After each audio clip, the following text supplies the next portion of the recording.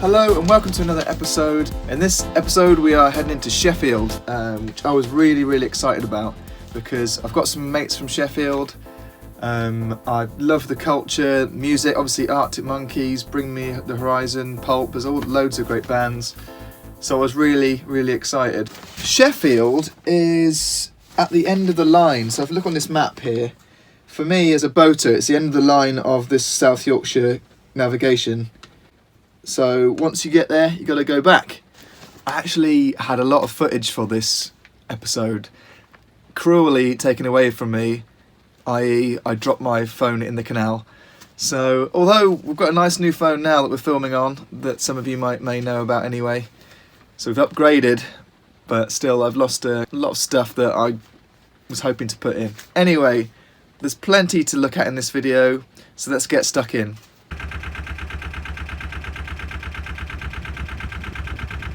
Okay, we've just been through Rotherham Lock. We're actually on course to meet the lock keeper to let us through the Tinsley flight.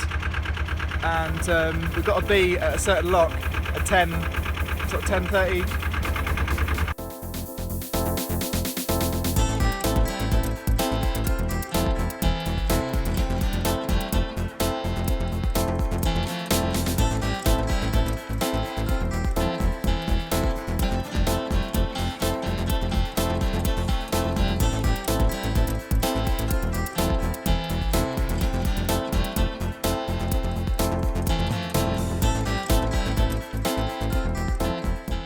Now, I've seen plenty of weirs, but not ones right next to the canal itself. Look at that.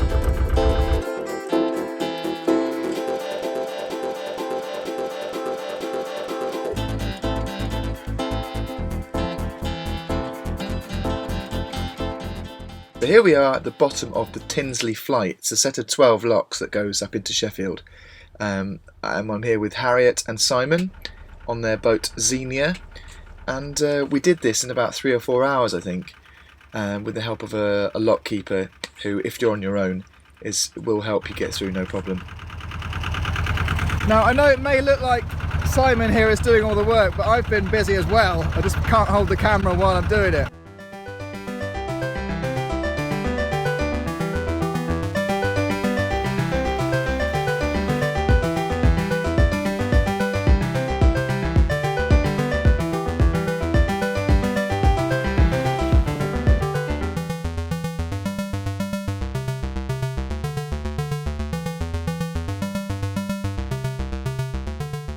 Guess what, guys? This lock's leaking.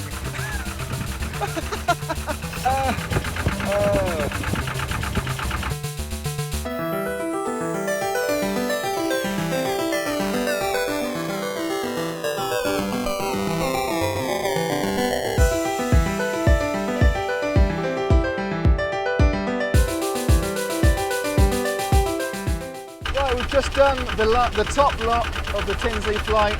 So now it's just time to get into Sheffield proper. Here we go.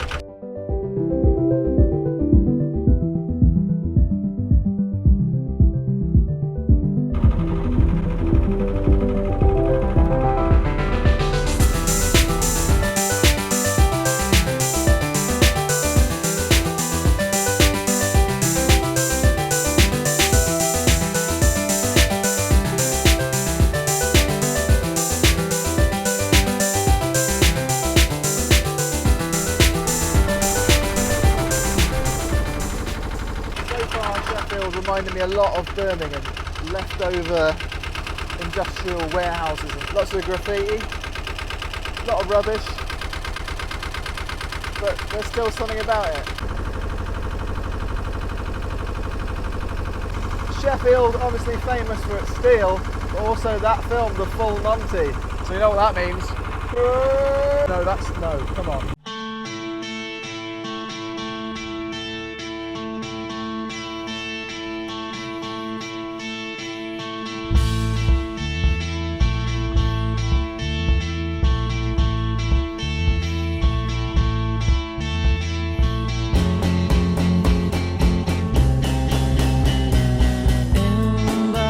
Tries to look into the sun. List them up.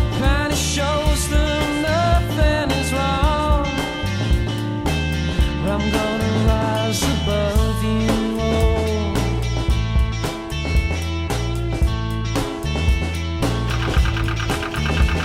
'Cause I don't know about you, but I don't feel like I belong. I'm gonna rise above you all. Right then, so here we are in Victoria Quays, which is the main sort of canal area. This is the dead end, it's the end of the line here, man. All these archways here you see, especially this one, number 12, is where all visitors have to report to make sure they sort out their moorings, because you only get 48 hours unless you speak to Paul or Gordon or anyone who is in this office, and basically you would have to pay for extra time. So I stayed in Sheffield for a month because I needed to get to know it. So I spent 100 quid plus VAT for a month. For that, I got this excellent floating jetty mooring. You can lock the gate so no one can get in there. It's quiet. It was absolutely fantastic, really. So well worth spending the money to stay there a little bit longer. The best part about this mooring for me was it's literally about 20 footsteps away from a really nice Living Well health club. So you've got the gym, swimming pool, sauna and hot tub. Brilliant. You will find it's really quite quiet until every now and then. Obviously there'll be a Friday or Saturday night and they'll either be having a wedding down there or someone will be getting really hammered and making a noise. But generally, this is a really underused part of Sheffield. They are trying to do more here and trying to make this more of an attraction, but they really need to smarten it up a bit. You know, do some weeding, sort out paint a few of these bollards. You know, the problem is there's about 9 different companies that are operating this area. So, for example, the Canal and River Trust look after the water itself flowing in and out, but all the moorings are owned by Calder Valley Marine, and there's a trip boat business there. There's a hire boat. There's a hotel boats. There's the council that comes to collect the rubbish. There's the lawyers that own some of the buildings and some of the land around there. It's an absolute bureaucratic nightmare. So I don't think it's very easy to get anything done. Aside from it being a little bit tatty or whatever, Sheffield's Canal Basin is an absolute gem. So if you haven't been there and you live in the area, for example, get down there before it gets swamped with tourists. Like me. Unlike most tourists, I've got a huge bag of laundry to do. So where do I go? I have to go the other side of the city to Mr. Bubbles Coffee Bar and Laundrettes, which, as the name suggests, is a coffee bar and a laundrette, which is just absolutely brilliant. It's also very close to a barber's, so while I was getting my washing done, I'd go into Baron's Barbers, get a proper Turkish style shave, and you're probably thinking, Robbie, you don't need to burn off those ear hairs, you haven't got any. Well, exactly. Now in summer I'm really, really busy, so I was in Sheffield for a month and I really packed it in. So while my washing is on, I'm out there also trying to find pub of the week. There's one place that's called the Beer Engine, which I thought was really, really good for food and beer, but it didn't quite have the atmosphere of the Albion. Now, when I talk about atmosphere in this case, I don't mean banging tunes and people dancing on tables. I mean a nice, relaxing place to go for a drink while you do your washing on a Wednesday evening, for example. My host for that evening was Emma, who is absolutely hilarious, but also knows her stuff about beer. Too far from the canal to become pub of the week, but what a great place to meet nice people, drink some exceptional beer, and join in with a little toilet graffiti. Now, most boaters get to the end of the line here in Sheffield, they have a little look around the area, think, oh, that's a bit of a shithole, and then go back down the Tinsley flight again. But you can't expect to get somewhere and then just immediately see all of the tourist hotspots right in front of you. Luckily for any boaters visiting on a very short-term basis, I've done a little recce and I've picked out some unusual things to see and do in Sheffield. Here we go.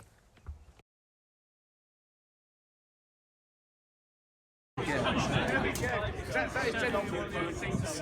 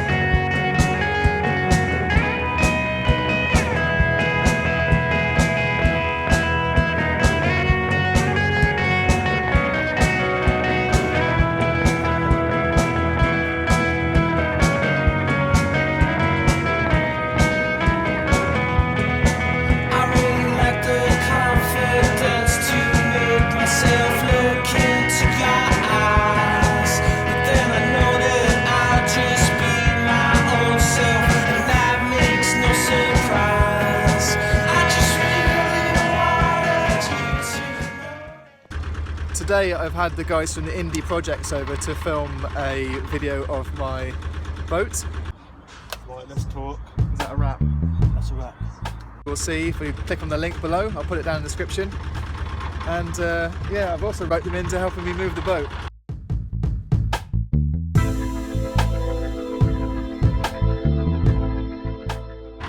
Good fun. So we've got Theo here and B working that swing bridge. She's doing all the hard work.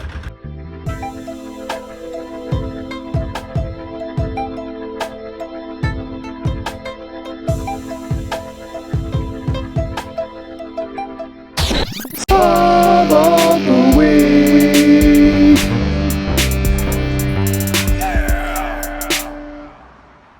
well known that Sheffield has more pubs per capita than any other city in Europe. Oh, that's trees.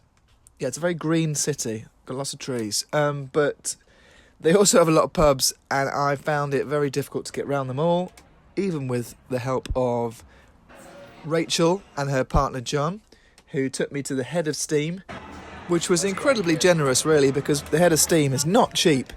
Thankfully, next door, there's a place called the Brown Bear, which was a recommendation Rachael had if you want to fill up on cheap drinks before you go in. The old Yorkshire pudding technique, as I like to call it. Moving on round to where the Sheffield Hallam students are mostly based, and there's this great little place on Brown Street, which is called the Rutland Arms. What can I say? Absolutely fantastic beers, great company. They've got a jukebox and a lovely little garden out the back. Now, I can almost hear you shouting at me, Robbie, go to Kelham Island. If you know Sheffield, that is the area you go to for all the real ale and craft beer pubs, like the Fat Cat, which some locals told me is just coasting along on a good reputation they've had in the past. So I decided to skip that one, controversially, and I headed on into the Riverside, which is quite near the Harlequin, which is another good pub. The Riverside was just a little bit too trendy for me, so I was looking for an escape plan. Luckily, I got chatting to a few locals who not only knew the area, but knew where to drink. And so we ended up going out further into Neepsend, and we visited the old workshop. It's a really lovely place, very well done out, excellent drinks, and some rather continental nibbles. You know, no bread and dripping here. Round the corner, there's a couple of cafes and Yellow Arch Studios, which is famous for Pulp and Arctic Monkeys both having recorded their albums here. So it's a real cool place to go, and you could really imagine a band hanging out there. And now here's me drunk in a toilet. So this is the first time I've really been in a pub where it's got a little basket of men's toiletries, deodorant, hand cream, lip salve, it's all there. So there's no excuse to be looking your best. As fantastic as all these pubs were, none of them were within staggering distance of my boat, so I had to try and choose a place that was closer to home. The Delicious Clam was just round the corner, and there's a little speakeasy next door to it, but they don't seem to be open consistently, so I needed somewhere I could go whenever I needed a drink, whenever I needed someone weird to talk bollocks to. Now, if you feel the same way, and you like heavy metal, you'll love the Dove and Rainbow. An absolute institution in Sheffield, this place, despite falling into quite a lot of disrepair in certain areas.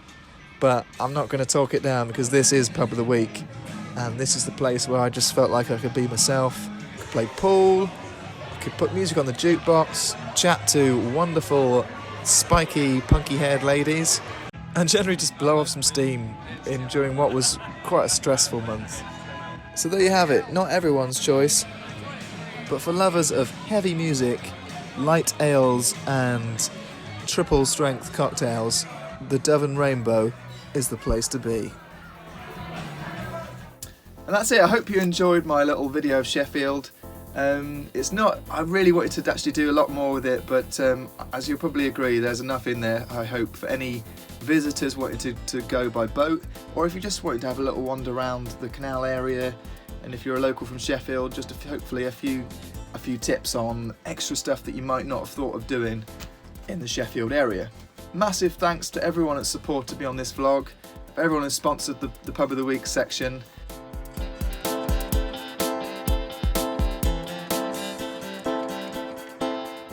Also, especially to you. Thanks very much, and I'll see you next time. Bye!